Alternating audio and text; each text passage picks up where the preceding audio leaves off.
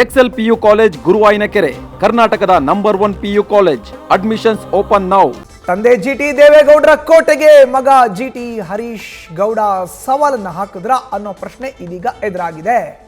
ತಂದೆಯ ಕೋಟೆಗೆ ಮಗ ಅಲ್ಲಗ್ಗೆ ಇಟ್ರ ಸವಾಲನ್ನ ಹಾಕಿದ್ರ ಅನ್ನೋ ಪ್ರಶ್ನೆ ಇದೀಗ ಎದುರಾಗಿದೆ. ಇದು ಮೈಸೂರು ಜಿಲ್ಲೆಯ ಚಾಮುಂಡೇಶ್ವರಿ ವಿಧಾನಸಭಾ ಕ್ಷೇತ್ರದ ಕತೆ ನಾವಿವತ್ತು ಹೇಳ್ತಾ ಇರೋದು. ತಂದೆ ಜಿಟಿಡಿಗೆ ಮಗ ಹರೀಶ್ ಗೌಡ ಸವಾಲನ್ನ ಹಾಕಿದ್ರ 2028ಕ್ಕೆ ಚಾಮುಂಡೇಶ್ವರಿಯಿಂದ ಜಿಟಿಡಿ ವಿರುದ್ಧ ಪುತ್ರ ಕಣಕ್ಕಿಳಿತಾರ. ಜಿಟಿಡಿ ವಿರುದ್ಧ ಮೈಸೂರು ಜೆಡಿಎಸ್ ನಾಯಕರು ಚಾಲೆಂಜ್ ಅನ್ನು ಹಾಕಿದ್ದಾರೆ. ಜನರೊಂದಿಗೆ ಜನತಾ ದಳದಿಂದ ಸಂದೇಶ ರವಾನಿಸಿದ್ರ ಎಚ್ ಡಿ ಕುಮಾರಸ್ವಾಮಿ ಅನ್ನೋ ಪ್ರಶ್ನೆ ಇದೀಗ ಎದುರಾಗಿದೆ. ಎಚ್ ಡಿ ಕುಮಾರಸ್ವಾಮಿ, ನಿಖಿಲ್ ಕುಮಾರಸ್ವಾಮಿ ಇಬ್ರು ಚಾಮುಂಡೇಶ್ವರಿ ಗೆಲ್ಲೋಕೆ ಪಣವನ್ನ ತೊಟ್ಟಿದ್ದಾರೆ. ತಮ್ಮ ವಿರುದ್ಧ ತೊಡೆ ತಟ್ಟಿರುವಂತಹ ಜಿಟಿ ದೇವೇಗೌಡರಿಗೆ ಶಾಕ್ ನೀಡಿದ್ದಾರೆ ದಳಪತಿಗಳು. ನಿನ್ನೆ ನಡೆದಿರೋ ಅಂತ ಸಮಾವೇಶ, ಹಾಲಿ ಶಾಸಕ ಜಿಟಿ ದೇವೇಗೌಡರು ಸಮಾವೇಶಕ್ಕೆ ಬಂದಿಲ್ಲ. ಅದರ ಬದಲಾಗಿ ಅವರ ಪುತ್ರ ಜಿಟಿ ಹರೀಶ್ ಗೌಡ ಬಂದಿದ್ರು. ಹಾಗಾದ್ರೆ ಮುಂಬರುವಂತ 2028ರ ಚುನಾವಣೆಯಲ್ಲಿ ಜಿಟಿ ಹರೀಶ್ ಗೌಡ ತಮ್ಮ ತಂದೆಯ ವಿರುದ್ಧನೇ ತೊಡೆ ತಟ್ತಾರಾ ಅನ್ನೋ ಪ್ರಶ್ನೆ ಇದೀಗ ಎದುರಾಗಿದೆ. ಯಾತಕ್ಕೋಸ್ಕರ ಜಿಟಿ ದೇವೇಗೌಡರು ಬಂದಿಲ್ಲ ಅಂತ ಹೇಳಿದ್ರೆ ಜೆಡಿಎಸ್ ಇಂದ ಅಂತರವನ್ನು ಕಾಯ್ದುಕೊಂಡಿದ್ರು. ಕಳೆದ 2-3 ದಿನಗಳ ಹಿಂದೆ ಎಚ್ ಡಿ ದೇವೇಗೌಡರನ್ನ ಭೇಟಿ ಮಾಡಿ ಮಾತುಕತೆಯನ್ನು ಕೂಡ ಜಿಟಿ ದೇವೇಗೌಡರು ನಡೆಸಿದ್ರು. ಬಟ್ ಇದೆಲ್ಲ ಒಂದು ಕಡೆ ಇರಲಿ, ನಿನ್ನೆ ನಡೀತಲ್ಲ ಸಮಾವೇಶ, ಅದಕ್ಕೆ ಜಿಟಿ ದೇವೇಗೌಡರು ಬಂದಿರಲಿಲ್ಲ. ಬಟ್ ಅವರ ಪುತ್ರ ಜಿಟಿ ಹರೀಶ್ ಗೌಡ ಹಾಲಿ ಶಾಸಕ, ಅವರು ಬಂದಿದ್ರು. ಬಟ್ ಈಗ ಪ್ರತಿನಿಧಿಸ್ತಾ ಇರುವಂಥ ಕ್ಷೇತ್ರ ಬೇರೆ.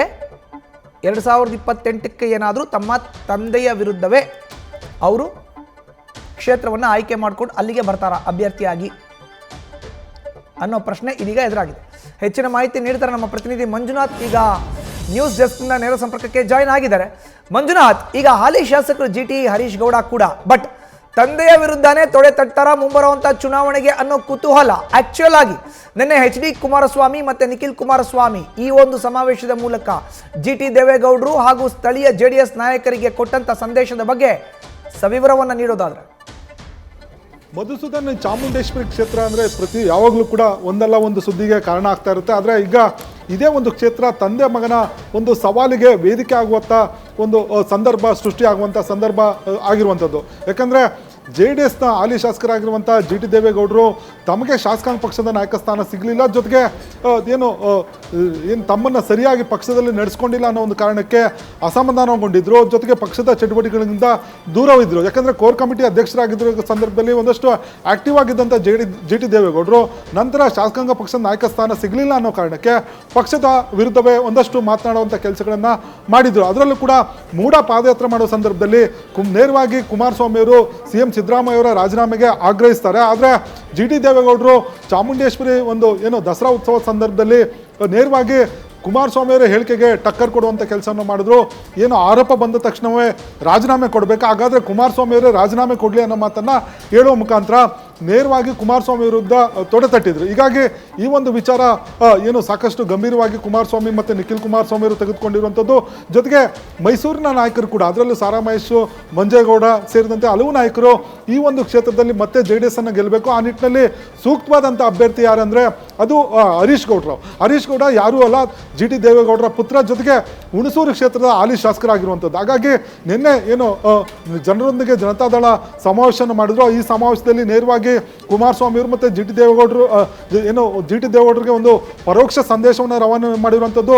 ಇಲ್ಲಿ ಪಕ್ಷದ ಕಾರ್ಯಕರ್ತರ ಮೂಲ ನಮ್ಮ ಮುಂದೆ ಅಂದರೆ ಚಾಮುಂಡೇಶ್ವರಿ ಗೆಲ್ಲುವ ಮುಖಾಂತರ ನಾವು ಒಂದು ಸಂದೇಶವನ್ನು ಕೊಡಬೇಕು ಅನ್ನೋ ನಿಟ್ಟಿನಲ್ಲಿ ಒಂದು ತೀರ್ಮಾನವನ್ನು ತೆಗೆದುಕೊಂಡಿರುವಂಥದ್ದು. ಹಾಗಾಗಿ ಜಿಟಿ ದೇವೇಗೌಡರು ಗೈರಾಗಿದ್ರು ಕೂಡ ಜಿಟಿ ಹರೀಶ್ ಅವ್ರನ್ನ ಮುಂದಾಳತ್ವದಲ್ಲಿ ಈ ಒಂದು ಕಾರ್ಯಕ್ರಮ ಮಾಡುವ ಮುಖಾಂತರ ಪುತ್ರ ಏನು ತಂದೆಯ ವಿರುದ್ಧ ಪುತ್ರನು ಒಂದು ಸ್ಪರ್ಧೆ ಮಾಡ್ತಾರೆ ಅನ್ನೋ ಕೂಡ ಚರ್ಚೆ ಆಗ್ತಿರುವಂಥದ್ದು. ಈಗಾಗಲೇ ಒಂದಷ್ಟು ಆಫ್ ದ ರೆಕಾರ್ಡ್ ಚರ್ಚೆ ಮಾಡಿದ ಸಂದರ್ಭದಲ್ಲಿ ಜಿಟಿ ದೇವೇಗೌಡರಿಗೆ ಟಿಕೆಟ್ ನೀಡೋದಕ್ಕೆ ನಿರಾಕರಿಸಿದ್ದಾರೆ. ಜೊತೆಗೆ ಜಿಟಿ ಹರೀಶ್ ಅವರನ್ನು ನಿಲ್ಲಿಸಿ ಈ ಒಂದು ಕ್ಷೇತ್ರದಲ್ಲಿ ಗೆಲ್ಲಬೇಕು ಅನ್ನೋ ಒಂದು ಲೆಕ್ಕಾಚಾರಗಳಲ್ಲಿ ಕೂಡ JDS ನಾಯಕರು ಮಾಡ್ಕೊಂಡಿರುವಂಥದ್ದು. ಮಧುಸೂದನ್, ಧನ್ಯವಾದ ಮಂಜುನಾಥ್ ನಿಮ್ಮ ಮಾಹಿತಿಗೆ. ಇನ್ನು ಇದು ಚಾಮುಂಡೇಶ್ವರಿ ವಿಧಾನಸಭಾ ಕ್ಷೇತ್ರದಲ್ಲಿ ಕಂಡು ಬರ್ತಾ ಇರುವಂತಹ ದೃಶ್ಯ. ಈಗಾಗಲೇ ನಮ್ಮ ಪ್ರತಿನಿಧಿ ಮಂಜುನಾಥ್ ಎಕ್ಸ್ಪ್ಲೇನ್ ಮಾಡ್ತಾ ಇದ್ರು. ಮೂಡ ಅಕ್ರಮದಲ್ಲಿ ಖುದ್ದು ಮುಖ್ಯಮಂತ್ರಿ ಸಿದ್ದರಾಮಯ್ಯನವರ ಹೆಸರು ಕೇಳಿಬಂತು, ಅವರ ಪತ್ನಿ ಹೆಸರು ಕೇಳಿಬಂತು. ಈ ನಿಟ್ಟಿನಲ್ಲಿ ಪಾದಯಾತ್ರೆಯನ್ನು ಮಾಡಿದಂಥ ಬಿಜೆಪಿ JDSನ ಕಾರ್ಯಕರ್ತರು ಸಮಾವೇಶದಲ್ಲಿ ಅವರ ರಾಜೀನಾಮೆಗೆ ಆಗ್ರಹಿಸಿದ್ರು. ಬಟ್ ಅದರಿಂದ ಅವರು ಜಿಟಿ ದೇವೇಗೌಡರು ದೂರವನ್ನು ಉಳ್ಕೊಂಡಿದ್ರು. News first. ನಿರ್ಭೀತಿಯಿಂದ ನಿಮ್ಮ ಪರವಾಗಿ.